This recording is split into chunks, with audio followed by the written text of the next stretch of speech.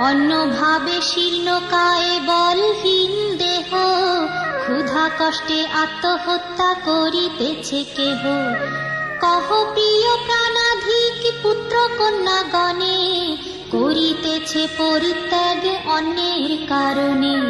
বলো বলো বলো দেবী, কি পাপের ফলে ভীষণ দুর্ভিক্ষ সদা মর্তবাসী জলে।